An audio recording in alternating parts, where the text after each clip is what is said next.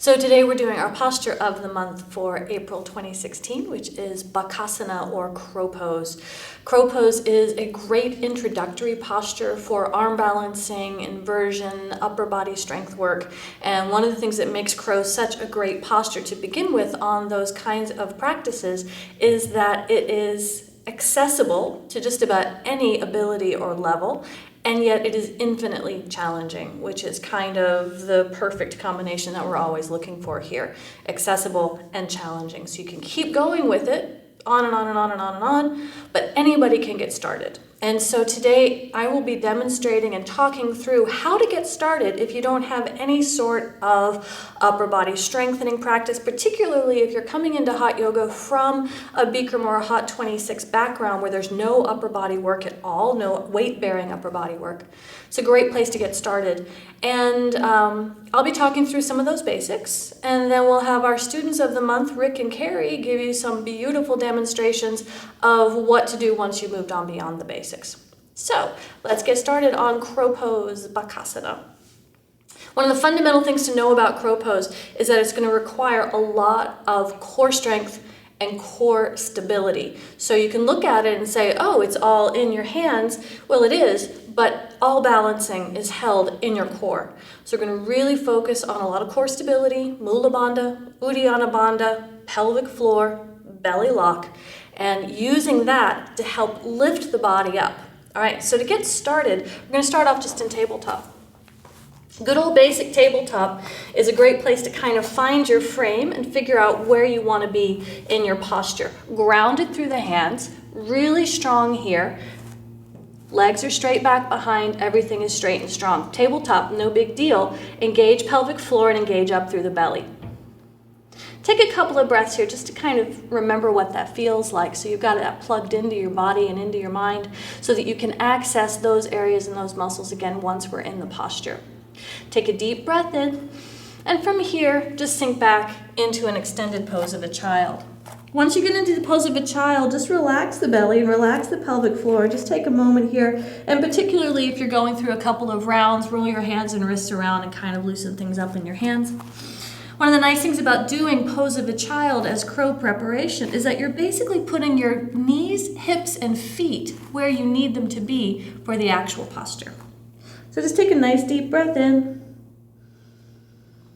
and let it go. And then come up. Tuck your toes under, walk your hands back, and rock back into a squat. Now, as you come into a squat pose, you can see my heels don't really touch the floor. I've got pretty short Achilles tendons, so my heels are up, and that's okay. You don't have to be fully flat-footed into a prayer squat to get the benefit of using prayer squat as the hip opener and the balance introduction for getting into your crow. So the heels are reaching down, and the elbows are inside the knees, and the elbows push the knees out, and the hands come to prayer for prayer squat. And you breathe. If your heels reach the floor, that's great. If your heels don't reach the floor, that's great. Notice that my feet are roughly underneath my hips. You don't need your feet way out wide, and you don't want your feet all the way into the middle. Just right there underneath your hips, and breathe. While you're here in prayer squat, access the belly and the pelvic floor again, and pull that energy up, and breathe. From here, I'm going to turn sideways, because that's where the posture gets more visually interesting, and we'll move on. So find again the prayer squat. And just kind of get nice and low and into the hips. A couple of points I'm going to point out now is deltoid insertion into the tricep. This is where on your arm you're going to be putting most of the weight of your knees. The point of the knee that we're looking at right here is actually the tibial tuberosity. It's that pointy-outy thing on the bottom of your shin. We're not talking about the kneecap itself. It's right here. So this point on the leg is going to go to this point on the arm. So from a nice deep prayer squat, push the knees out, pull the belly in and up. Just simply unfold the hands and place your hands down into the floor. All right? So that was just a little instinctive shift that I did. The hands come down. From there, the body weight shifts forward to get the knees right into that spot. Now, the tendency that most people have is they see this and they're like, okay, next thing is to get my feet up off the floor. But nothing happens then. Don't worry about getting your feet up off the floor. Instead, focus. Where can you lift through your core? Where can you lift through your pelvic floor? What would you need to do next in order to get your feet off the floor? Don't prioritize getting the feet up. Prioritize getting the strength and finding the foundation for the posture. So what that looks like is find it, get settled into it, and just breathe. Learn to hang out here a little bit. Toes can step in, weight stays forward, gaze is forward. You can stay here in crow, getting used to this solid foundation for as long as you need to. Access belly and pelvic floor, all of a sudden the posture lifts, and you've got so much more going on. Body weight shifts forward, maybe one foot floats up. Goes back down. Next foot floats up, goes back down. Find a little breath, find a little belly, find a little core, find a little lift. One toe up, breathe. Next toe up, and you fall out. No big deal. Try it over and over and over again. It's arm balancing, it's core strengthening, it's a lot of focus. And again, if you're used to all of your practice being on your feet, it's a great way of suddenly you've got practice into your hands. It can be a little scary. It's a lot of work. Might look easy. Probably didn't look very easy then because it wasn't. Might look easy, but it's a lot of challenge, and you have to find a lot of breath. All right, now we'll get some fun demonstrations.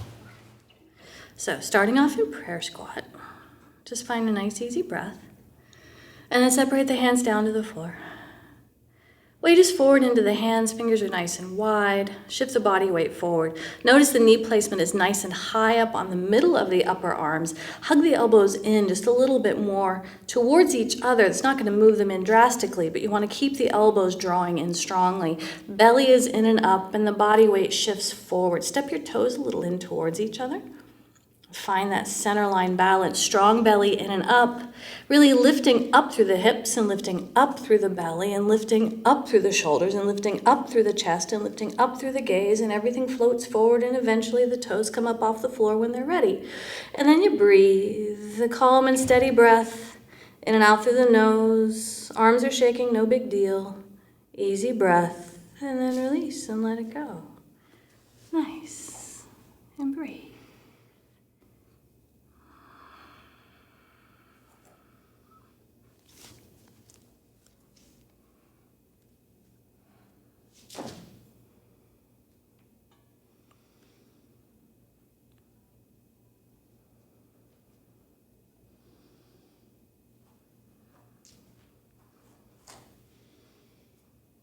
Beautiful. So now let's work on getting into straight arms. Okay. So go ahead and start in your prayer squat and then put your hands down on the floor. Okay. And now this time I want you to really straight your arms and hold the arms in strong, straight contraction. Lift forward onto your toes. Get nice and high up onto your toes. Right? Good. Now step your knees in and bring your knees into your armpits rather than on the outsides of the legs. Really way high up. Good. Beautiful. Beautiful. Keep the weight solid forward into the hands. Step the toes up a little bit more and in a little bit more, and find that strong center line. Good. Easy breath, belly in and belly up. And just like with your regular crow position, start to lift up and hold the posture with the belly. And don't prioritize here getting your toes off the floor just yet. Find instead the strength and the lift where you need it to get the toes up off the floor. And yeah, do one toe at a time. One toe lift. Good. Try the other one. Right. And Rick is super strong, and you can see that this is difficult. Right. It's first time trying it. Because I'm just like that, make you do it on video first time. Yeah, let it go. Let it go. Way harder than it looks. Yeah. That's awesome. Rest and breathe. Let it go.